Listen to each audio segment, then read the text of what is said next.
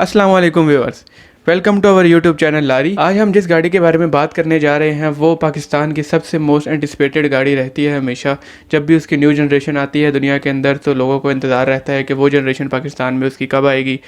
तो मैं जिस गाड़ी की बात कर रहा हूँ वो है टोयोटा करोला। टोयोटा करोला की अगर बात की जाए तो पाकिस्तान के अंदर टोयोटा करोला की जो करंट जनरेशन चल रही है वो टोयोटा करोला की 11th जनरेशन है। तो अभी दुनिया के अंदर टोयोटा करोला की 12वीं जनरेशन को भी मुतारिफ करवाया जा चुका है। अब सुनने में आ रहा है कि पाकिस्तान के अंदर भी टोयोटा करोला की 12वीं जनरेशन को मुतारिफ करवाया जाएगा। अगर करोला की बात की जाए तो करोला टोयोटा की ऐसी प्रोडक्ट है जो कि तकरीबन पूरी दुनिया के 150 ममालिक के अंदर सेल हो रही है और तकरीबन पूरी कंपनी के 20% सेल्स को कंट्रीब्यूट करती है। अभी कुछ टाइम पहले एक कैमोफ्लेज व्हीकल जो है वो रोड के ऊपर देखी गई है, जिसका मतलब ये है कि टोयोटा करोला की 12वीं जनरेशन पाकिस्तान के अंदर जल्द ही आने वाली है। अब हम इस वीडियो के अंदर टोयोटा करोला की तमाम फीचर्स के बारे में बात करेंगे जो कि एक्सपेक्टेड है कि पाकिस्तान की गाड़ी के अंदर लॉन्च किए जाए। तो इस वीडियो को एंड तक देखिए और स्किप मत कीजिए कहीं से भी।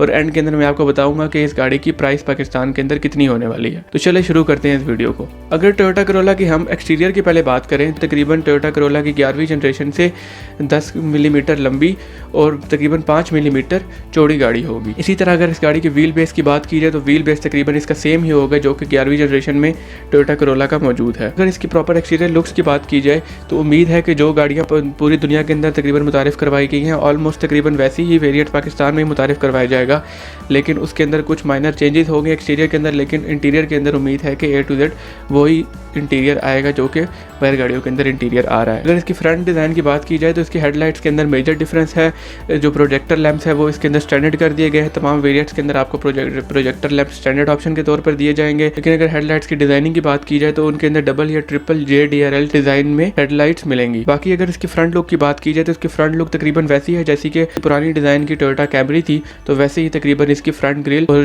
जो फॉग लाइट्स वगैरह की जो शेप है वो तकरीबन वैसी ही दी गई है। अब अगर इसकी साइड प्रोफाइल की बात की जाए तो इसकी साइड प्रोफाइल के अंदर पिलर A के साथ एक न्यू मिरर की एडिशन की गई है और इसके जो साइड मिरर्स हैं वो डोर के ऊपर माउंटेड है। इस गाड़ी के अगर साइड दरवाजों की बात की जाए तो उसके अंदर काफी कट्स हैं जो कि एंड तक जा रहे हैं और गाड़ी को काफी एक स्पोर्टी लुक देते हैं। अगर इसकी ट्रंक स्पेस की बात की जाए तो इसके अंदर काफी एम्पल ट्रंक स्पेस मौजूद है और इसके अंदर इसकी सीट्स के अंदर 60-40 स्प्लिट भी है, जिसको आप सीट्स को रिक्लाइन करके इसकी स्पेस को इंक्रीज भी कर सकते हैं। इसके व्हील साइज की बात की जाए तो 16 इंच के अलॉय व्हील्स मौजूद 16 या 15 इंच के अलॉय व्हील्स 1.6 वेरिएंट के अंदर मौजूद होंगे और इसी तरह 17 इंच के अलॉय व्हील्स हमारे पास अल्टिस ग्रैंडी जो वेरिएंट होता है इसका 1.8 वेरिएंट उसके अंदर मौजूद होंगे। अब अगर इस गाड़ी की बैक लाइट्स की बात की जाए तो उनके अंदर काफी खूबसूरत LED लाइट्स दी गई हैं और उनकी ट्रिम जो है वो एक लाइट से लेकर दूसरी लाइट तक आपस में मिलती है और ये गाड़ी को काफ़ी एक स्पोर्टी लुक देती है और काफ़ी खूबसूरत डिज़ाइन बनाया गया है। इन शॉर्ट अगर इस गाड़ी के एक्सटीरियर की बात की जाए तो टोयोटा करोला 12 जनरेशन का एक्सटीरियर टोयोटा करोला 11 जनरेशन के एक्सटीरियर से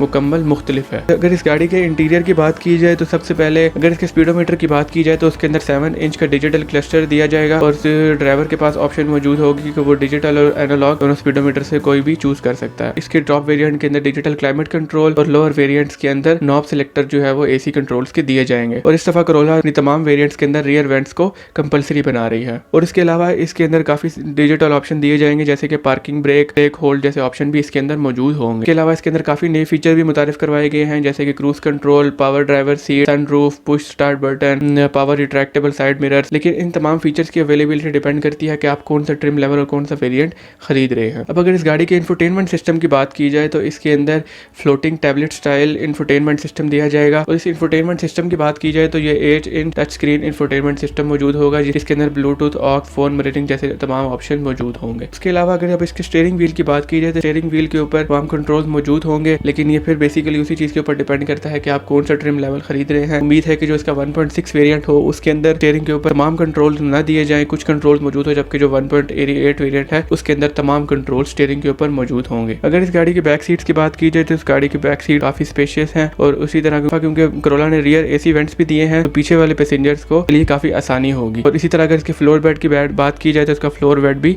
फ्लैट है। ओवरऑल अगर इस गाड़ी के इंटीरियर की बात की जाए तो वो कम्प्लीटली न्यू डिजाइन के ऊपर बेस्ड है और ये काफी मॉडर्न लुक देता है। अब अगर इसके इंजन और परफॉर्मेंस स्पेक्स की बात करें तो वो एक ऐसी इन्फॉर्मेशन है जो कि इस गाड़ी के बारे में काफी सॉलिड है। टोयोटा ने पाकिस्तान के अंदर टोयोटा यारिस को मुतारिफ करवाया कुछ टाइम पहले और उसको मुतारिफ करवाने का मेन मकसद ये था कि टोयोटा करोला के अंदर जो 1.3 वेरिएंट था उसको डिसकंटिन्यू किया जा सके। तो अब जो टोयोटा करोला की 12वीं जनरेशन आएगी पाकिस्तान में उसके अंदर 1.3 लीटर लीटर इंजन को डिसकंटिन्यू कर दिया गया है। और अब इसके अंदर हमारे पास 2 से 3 वेरिएंट मुतारिफ करवाए जाएंगे जो कि 1.6 लीटर इंजन और 1.8 लीटर 4 सिलेंडर इंजन होंगे। अगर इन दोनों इंजन की बात की जाए तो 1.8 और 1.6 लीटर जो इंजन है ये वही इंजन है जो कि आज से पहले कोरोला के 1.6 और 1.8 वेरिएंट्स के अंदर मौजूद थे। लेकिन टोयोटा ये क्लेम करती है कि हमने इन इंजन्स को मजीद इंप्रूव किया है, इनकी परफॉर्मेंस और इनकी एफिशिएंसी को मजीद इंक्रीज किया है। अगर इसके 1.6 लीटर इंजन की परफॉर्मेंस की बात की जाए तो वो तकरीबन 120 से 125 हॉर्स पावर प्रोड्यूस करेगी और इसी तरह अगर 1.8 लीटर इंजन की बात की जाए वो तकरीबन 121 हॉर्स पावर प्रोड्यूस करेगा। लेकिन जैसे कि अगर आप देख सक रहे हैं कि इनकी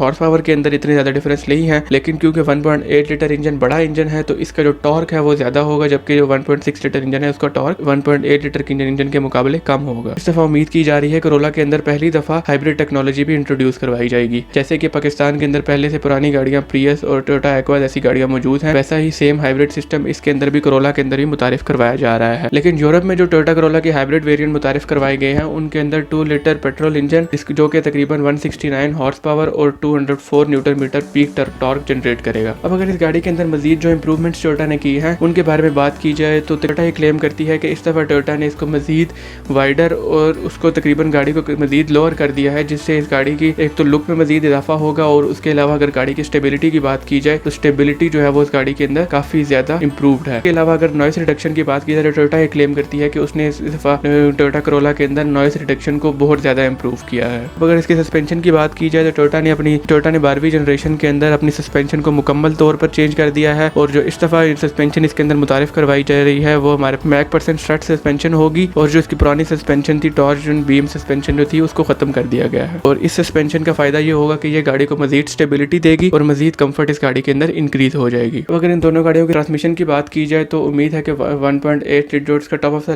लाइन वेरिएंट होगा, 1.8 लीटर का variant 7 speed automatic CVT transmission दी जाएगी। और 1.6 के अंदर उम्मीद है कि CVT ट्रांसमिशन ना दी जाए, उसके अंदर सिंपल 4 स्पीड ऑटोमेटिक ट्रांसमिशन मौजूद हो। अब अगर इस गाड़ी की सेफ्टी की बात की जाए तो व्हीकल स्टेबिलिटी कंट्रोल VSC इन तमाम वेरिएंट्स के अंदर स्टैंडर्ड ऑप्शन के तौर पर दिया जाएगा। उसके अलावा 4 wheel disc brake, ABS, hill start assist, traction control, EBD जैसे फीचर तमाम गाड़ियों के अंदर स्टैंडर्ड ऑप्शन के तौर पर मौजूद होंगे। इसके अलावा डुअल एयर बैग्स और जो top of the line variant है उसके अंदर ऑलमोस्ट 4 एयर बैग जैसे ऑप्शन भी मौजूद हो सकते हैं। इसके अलावा जो हमारे पास top of the line variants होगा उसके अंदर उम्मीद है कि इन फीचर्स के साथ साथ lane departure assist, blind spot monitor, tyre pressure monitoring, parking sensors, rear traffic alert system option भी मौजूद होंगे। अब हम बात करते हैं इस गाड़ी की एक्सपेक्टेड प्राइस के बारे में कि जिस प्राइस ब्रैकेट के अंदर उम्मीद है कि पाकिस्तान के अंदर लॉन्च की जाएगी। लेकिन क्योंकि डॉलर की अप्रिसिएशन की वजह से हम कोई एग्जैक्ट प्राइस नहीं बता सकते, क्योंकि ये उसी वक्त बताई जा सकती है जब ये गाड़ी पाकिस्तान के अंदर लॉन्च की जाएगी। अब अगर कोरोला की प्राइस की बात की जाए तो इसका जो 1.6 वेरिएंट है उसकी उम्मीद है कि वो तकरीबन 4 मिलियन के अंदर की ब्रैकेट के अंदर मौजूद होगा, लेकिन जो 1.8 वेरिएंट है वो उम्मीद है कि 4 लाख के ऊपर की ब्रैकेट के अंदर मौजूद होगा। इस गाड़ी के अगर एक्सपेक्टेड लॉन्च की बात की जाए तो क्योंकि ये जो पैंडेमिक दुनिया में फैला हुआ है उसकी वजह से इसका लॉन्च डिले हो गया था, तो अब जो है उम्मीद की जा रही है कि तकरीबन अक्टूबर या नवंबर के अंदर गाड़ी का लॉन्च किया जाएगा, नहीं तो अगले साल तो कंफर्म इस गाड़ी का लॉन्च पाकिस्तान के अंदर होगा। तो व्यूअर्स ये थी इन्फॉर्मेशन टोयोटा कोरोला की 12 जनरेशन के बारे में। अगर आपको ये वीडियो पसंद आई है तो लाइक शेयर सब्सक्राइब जरूर कीजिए और हमें कमेंट सेक्शन में बताइए कि आप मजीद किन गाड़ियों के बारे में इन्फॉर्मेशन हासिल करना चाहते हैं। This is it, stay tuned, Allah Hafiz.